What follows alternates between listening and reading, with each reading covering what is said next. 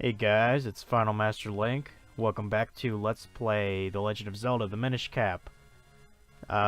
This is actually going to be a bonus episode, so we're not going to do a whole lot here. Actually, what I was just doing about an hour ago is I started to grind some mysterious shells because we still needed some, because it turns out when you beat the game, you get access to like more figurines, which are basically like the final boss's forms, is what you'll be unlocking. But first, before we do that, I want to go ahead and go up here to Death Mountain, or not Death Mountain, Vale Falls. Might as well be called Death Mountain, but Vale Springs, I guess that's what it's officially called up here. So we can talk to the Goron here. Yeah, he seems pretty happy that we're visiting him, you know. And he seems to notice we have a shield on us. And he wants to nibble on it. Well, you know, I did kill the final boss. Not really doing much else. He seems like a nice guy, so why not? Let's give him the shield, fuck it. Yeah, go ahead, bud. Just take it. Go ahead.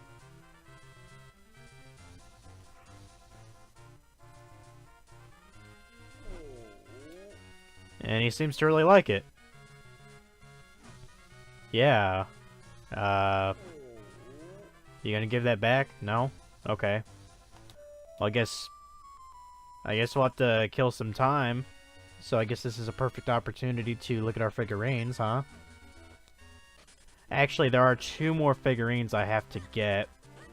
I might be a little bit short on the figurine, like, requirements.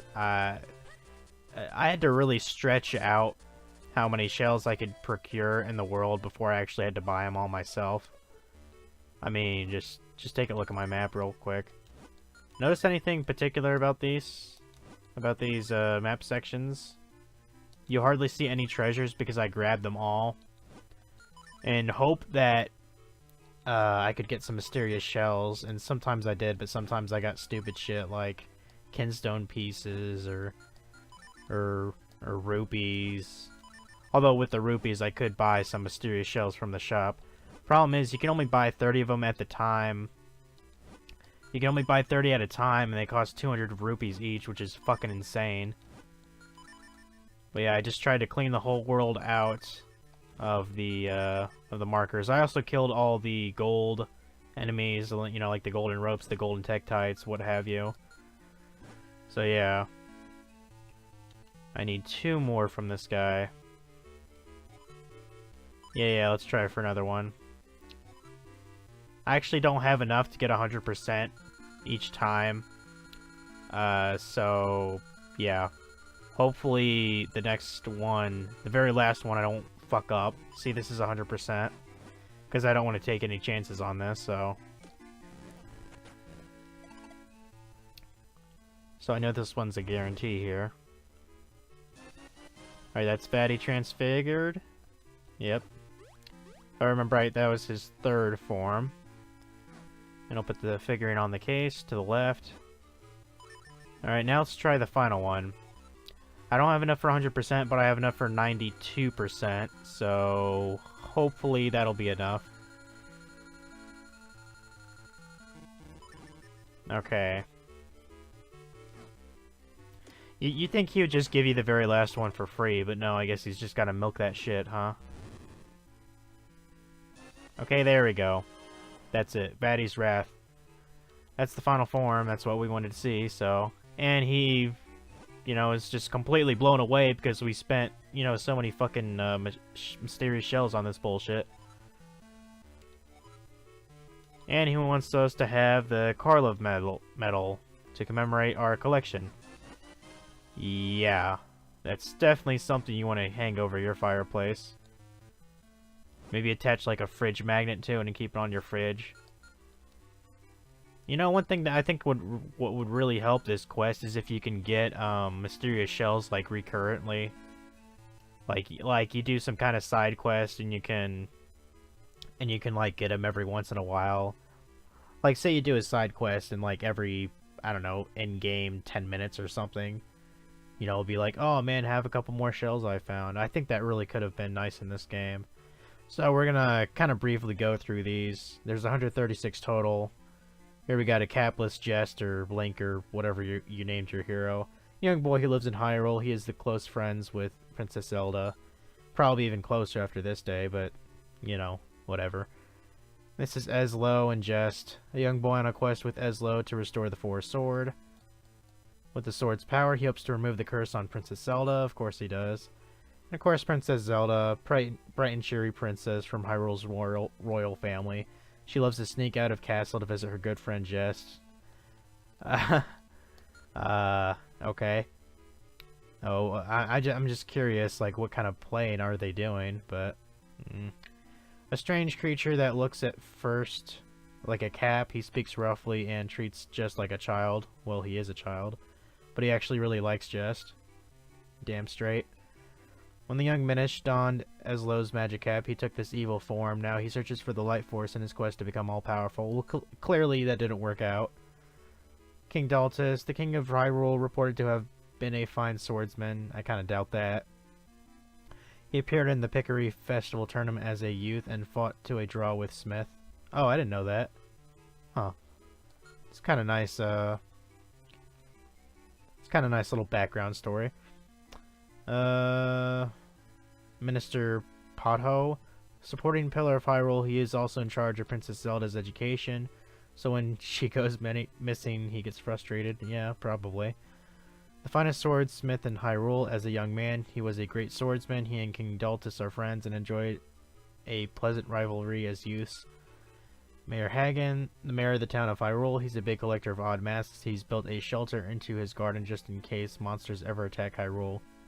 Oh, so that's what that's there for. Okay. I mean, I guess it doesn't hurt to be careful.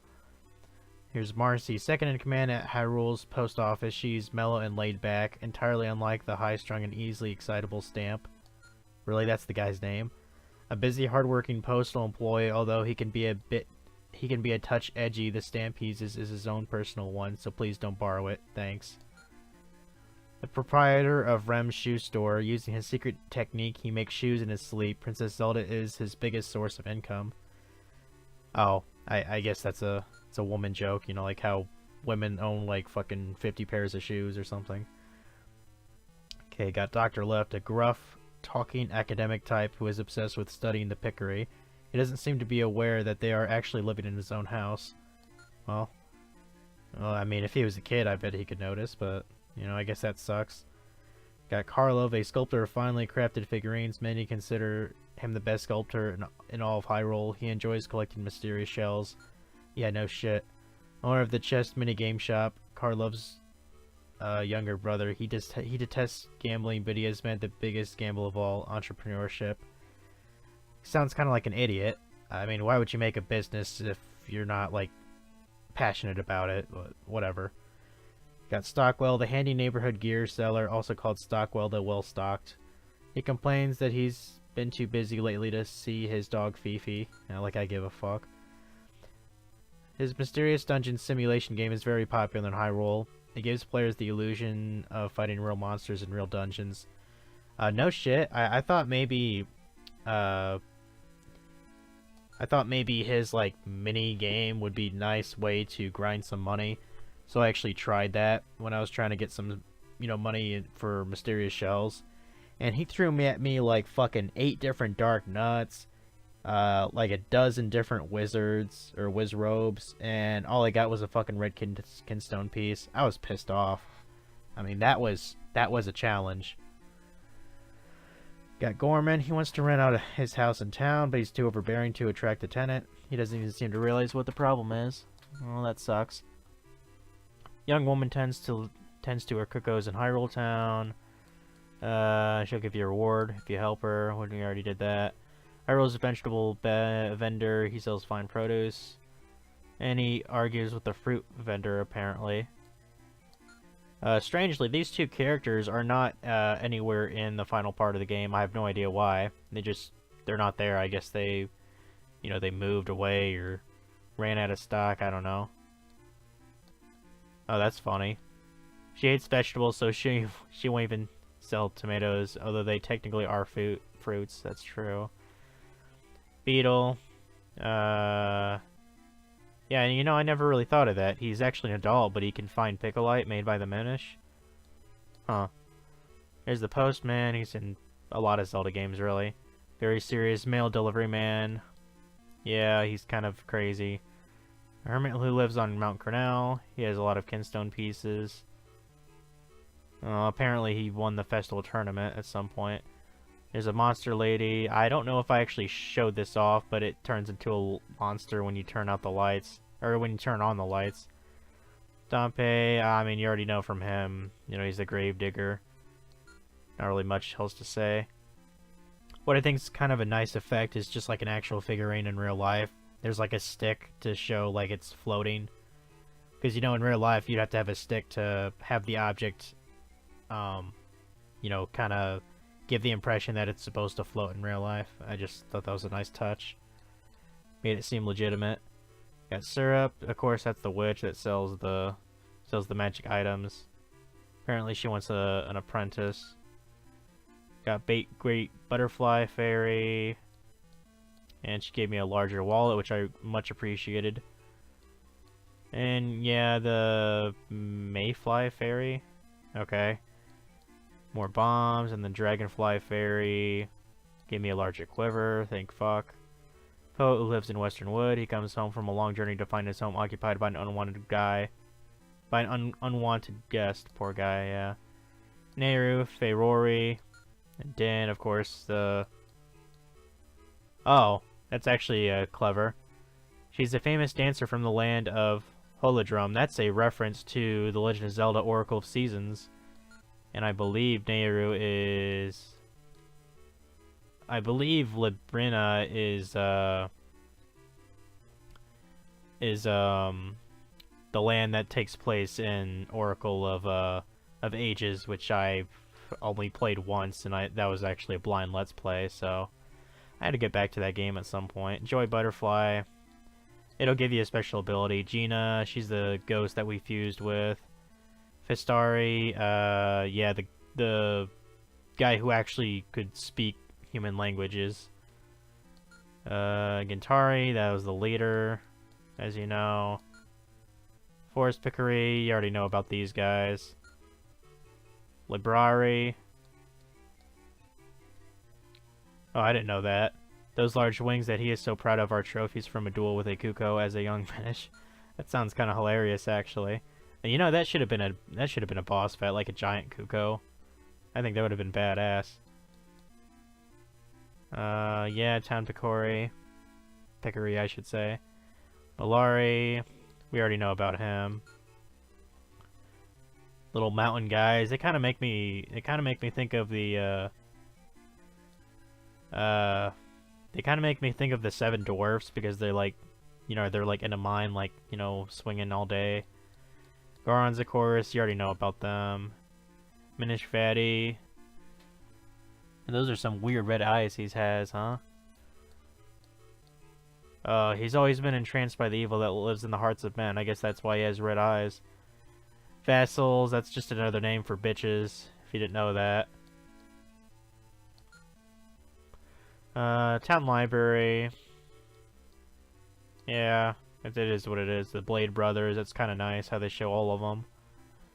And man, it's like every one of them has to have a different hairstyle, or hair color, I should say. It's kind of weird. Oh, apparently they have won the fighting tournament before. That's cool. We and PETA, I didn't really show off their shop, but you can buy their bread, and it has the chance to give you a particular item like money or kinstone pieces. Yeah, I mean, it's kind of interesting, but it's not particularly worth it. Fun Day School, doesn't that sound cool? Yeah. I'm so fucking glad I'm not in that kind of school anymore. Mama's Cafe, best place in town.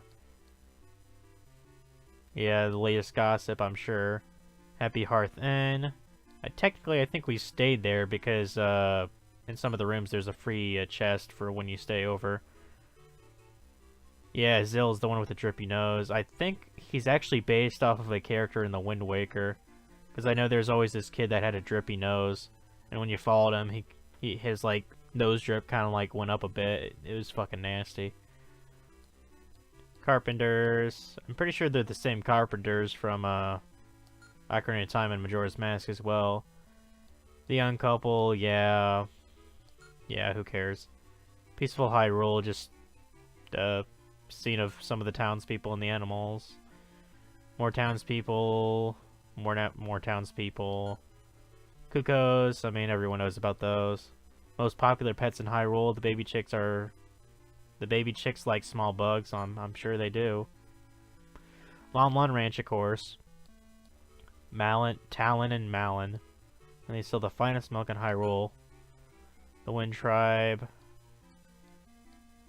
Yep. Greagle and the Ghost. Old man plagued by an evil spirit. Man, I gotta hurry this shit up. It's already been 16 minutes. Oh, yeah, we already helped him. There's the Tingle siblings. Yeah, apparently David Jr. is actually not a relative, but whatever. Eenie and Meanie, they're just farmers. That's all you need to know. Goron Merchant. I want to say he's probably based off of the Goron Merchant in the Wind Waker as well. Spectre and Spectre, I don't think they're based off anyone in particular. Slugula. They're kind of lame animes, to be honest. Scissors Beetles are kind of cool, how they can use their thing as a boomerang. You don't really find too many mold worms, in my opinion.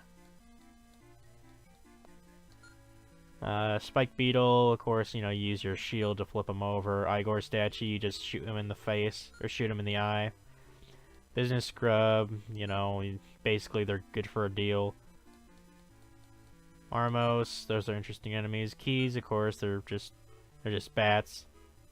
Keaton, have these actually appeared in other Zelda games? They don't look that familiar, to me at least. Genie, I know those have appeared in the older handheld games. Gibdo, they kind of remind me of Re-Deads, only they're not as scary. Rollabites, I think that was actually a unique enemy to this game. Spark, I'm pretty sure I've seen them in Link to the Past. Dark Nut, they've been in pretty much every Zelda game, I would say. Red Dark Nut, looks badass, so that's cool. Chaser, those things are annoying. Rock Choo Choo, they're not too bad. Just blow them up. Moldworm, those things look kind of goofy. Actually, I want to say that looks like a baby version of one of the bad guys in I think it was one of the bosses in Link to the Past. Like, it could push you over the edge and you had to climb up these stairs. I remember that fight being annoying. P-Hat. Those are always annoying to me. Helmasaur. Wallmaster. Never really been too much of a fan of the Wallmasters and the Floor Masters, to be honest. But you can deal with them if you're careful. Acro Bandits, goofy enemies. Bob-omb. Shouldn't be in this game. Technically, that's a Mario enemy. But, well, whatever. Bombarosa, look fucking weird. Like, I always hated them. They suck. Rupee-like, that's about as bad.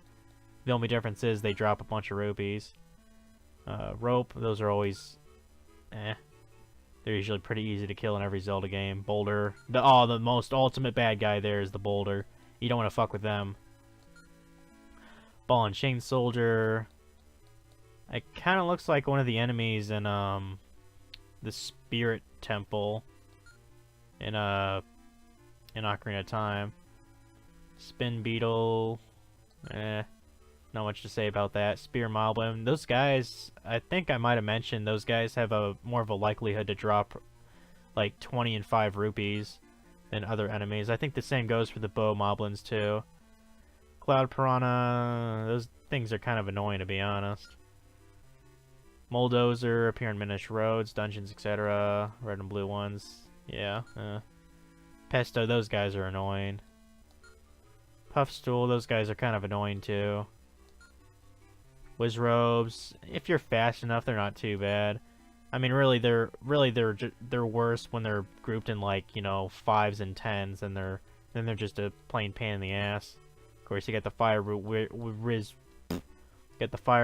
and the ice Wizrobe as well. You got the Wisp, which are bitches. Of course, you got the classic Octorok. I remember killing a lot. Yeah, it even says they've appeared in every Zelda game to date. They spit rocks, so be careful. Of course, the golden Octorok, yeah. Shoot chunks of pure gold. Well, that sounds pretty sweet. Legendary golden Tektite. Golden Rope. Appears in, well, we're not sure. The legendary golden rope, in which more aggressive than the normal ones. It will attack you on sight. Crow and Takuri. I don't know. I guess the black one's called a Takuri. I don't know what that translates to in English. You know, I'm trying to learn Japanese. I don't know. Does Takuri mean bird or something? Lakitu. Technically, that's from Mario, but yeah. Appears in dungeons. Yeah, Stalfos. Beetles. Those are beetles. I don't know. They look like little spiders to me. Oh, whatever. Choo-choo. Those are always nice. I know I'm farming. I seem to be farming a lot of these choo-choos in Breath of the Wild, so which are usually good for making potions. In case anyone cared to know that. Tektite, traps. It is what it is. Lever. I know I dealt with those guys in the first Zelda game a fair number of times. Matterpillar. I mean, technically this is a boss, or no, it's a mini boss. So yeah. Spiny Choo-Choo, those things are kind of weird. Big Octorok. Now it's gonna start to show like the bosses and stuff too. Frozen solid by the power of the water element. It's been frozen for so long that his hunger is unbearable. Well, that sucks. Georg pair appears in Palace of Winds. Females are larger than males for some reason. They fly around the Palace of Winds, preying on adventurers. And there's Big Goron. This is the legendary Goron with a body bigger than a mountain. This Goron is so big, in fact, that no one has ever seen all of it at once. God damn, son. Big Green Choo-Choo appears in Deepwood Shrine, a perfectly ordinary Choo-Choo.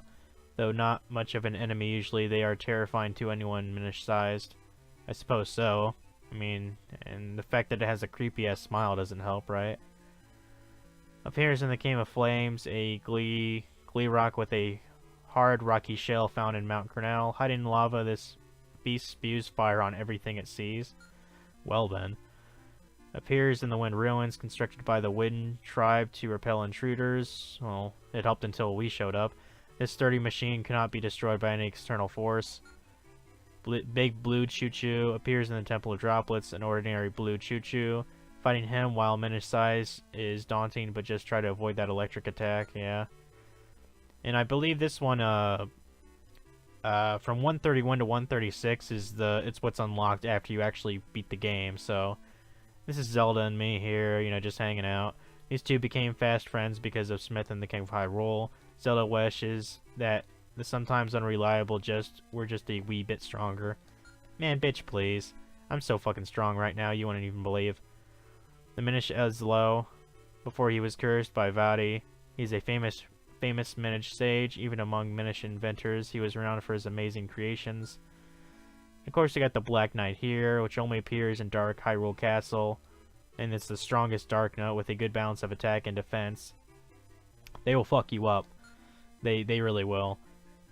And there's Vaati Reborn. The sorcerer Vaati took this form after draining the power of the Light Force from Princess Zelda. Evil beams from his eyes are devastating, and they're creepy as fuck as well. And this is even more disturbing and warped. Once Vaati's body has been shattered, this dark form rises up. All that remains of the evil sorcerer, only the Sacred Four Sword can defeat him.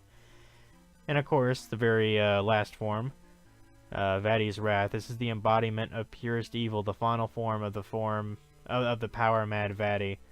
Its mind is consumed with a hunger for destruction. Find its weakness. Well, I certainly did. God damn, that took too long to go through. Well, there's that. So, you know. So all I really want to do for this episode, other than pick up our, let's go see how our shield is doing, huh? Surely it's ready by now. Oh, I went the wrong fucking way. Oops. I gotta get over that. It's this wind crest, not the one in the upper right. Alright.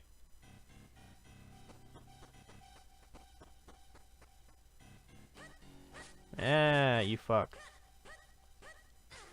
Bitch. Da da da. What's up, bud? Got a few more bites. Goddamn, son. How much more do you need? I don't know what to do. I guess I'll fuck around until he's ready to give it to me. Okay, that should be good enough. So with that, let's go back to the mountain. I apologize if my voice sounds a little bit odd. This is actually in two different clips. I kind of forgot how long it took for you to actually get the shield back. So I ended up making two different clips of this video.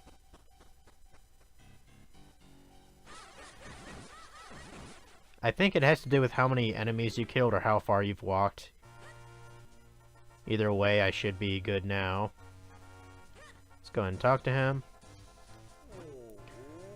Yep. Okay, he's done. So now, when he spits your shield back out, now we have a mirror shield, which is pretty damn awesome. It can even reflect back enemy attacks. Yeah. It is still a shield. It looks more badass, of course. And after that's done with, you know, he just says goodbye. So, if I remember right, this can reflect pretty much any attack, including like Octoroks, and it'll shoot like a beam out. Although, you'd have to go to an enemy to... You'd have to go to an enemy that shoots out a projectile to really notice its effect. But it does look pretty cool, so... I mean, look at that. Doesn't that look badass? It even shines a little bit when you hold it. Oh, okay, let's try it on Octorok here. If I can get it to face us. There we go, see? It hit the shield and basically a laser beam came out. It's pretty sweet. Let's do it again here. Come on, bud. Come on. Boom, bitch. And this mirror shield, I think it even works on the final boss, so... Although now that you've defeated him, it's kinda... It's kinda not worth it, because, you know, you've already killed the boss, so what good is it? Unless you just want to fuck around. I think it can also be used on, like, Wizrobes. I'm just trying to remember where they are. Isn't there some here? Yeah. See? Just like that. I don't know how much damage it does, per se, to the enemy. But it's still pretty neat. How many hits does it take? Oops. I actually meant to kill this guy, but... So yeah. Pretty neat. I'm just gonna go backwards. I spent a bit too long making this bonus episode, but this is going to be the last part of the Let's Play, unfortunately. Makes me a little bit sad, but you know, there are other Zelda games to play, of course.